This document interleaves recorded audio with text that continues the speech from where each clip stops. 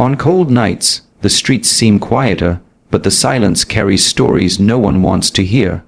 On Christmas Eve, when most homes were lit with warmth and laughter, a man named Daniel, a wealthy single father, stood inside his luxurious house, staring at a perfectly decorated Christmas tree. The lights twinkled, the gifts were stacked neatly beneath it, and yet his heart felt painfully empty. Money had bought him everything but peace. His little daughter, Lily, had gone to sleep early, clutching the teddy bear she always held when she missed her mother, who had passed away years ago. And as Daniel looked out the frosted window that night, he couldn't escape a question that had haunted him every Christmas since. What is the meaning of all this if love is missing?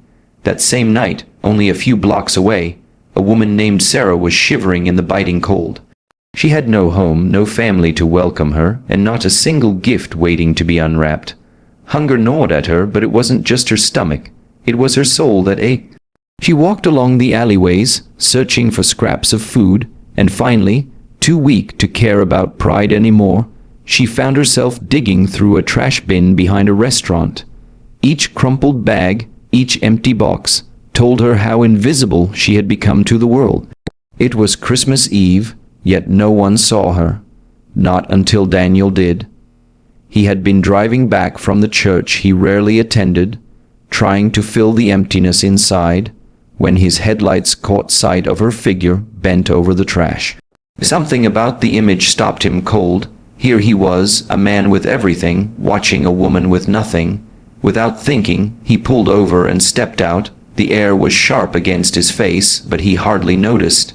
Are you okay?" he asked softly. Sarah startled, clutching a piece of stale bread she had found as if it were gold. Her eyes met his tired, weathered, but not broken. She whispered, "I'm fine. I'm just hungry." Daniel didn't know why, but something in her voice struck him deeply. It wasn't just hunger she was speaking of. It was life's cruelty, its loneliness, its unbearable silence. He felt his throat tighten. "Please," he said, "come with me, at least for tonight." She hesitated, suspicious. People didn't help for no reason, but something in his tone, gentle, almost pleading, made her believe he was different. Slowly, she followed him. Back at his mansion, Sarah's eyes widened. She had never stepped into a place so grand. The warmth of the fire, the glow of the tree, the smell of food, all of it felt like another world. Lily, his daughter, padded sleepily into the room, rubbing her eyes. When she saw Sarah, she didn't shy away as most children might. Instead, she walked over and said, "Merry Christmas." And in that moment, Sarah's heart broke open. She hadn't heard those words directed at her in years. Daniel made her a plate of food, and she ate slowly, almost reverently.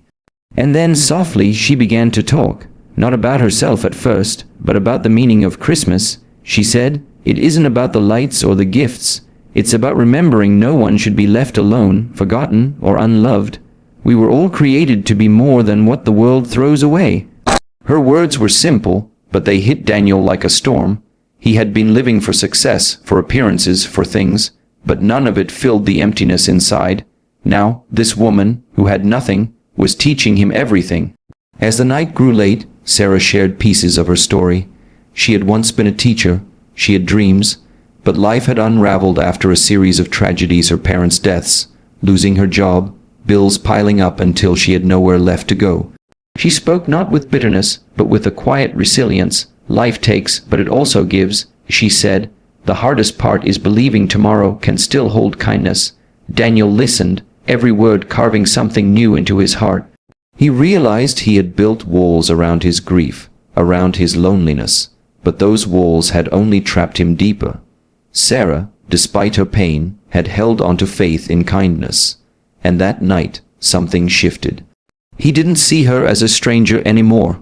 He saw her as a mirror, a reminder of what really mattered. By morning, Lily was laughing as she and Sarah decorated cookies. The sound of joy filled Daniel's home in a way it hadn't in years. And Daniel knew he couldn't just let Sarah walk back into the cold. He offered her help, not pity, but dignity, a chance to start again. Sarah cried quietly, whispering, "Why me? Why would you do this for me?" And Daniel answered with the words that had been born in his heart the night before. Because what you said reminded me, life is not about what we keep, but about what we give. From that day forward, Sarah wasn't just a guest. She became part of their lives. Slowly, with Daniel's help, she rebuilt her own path, eventually returning to teaching. But more than that, she gave Daniel something priceless: hope, healing, and the reminder that even broken hearts can find light again if they dare to share kindness.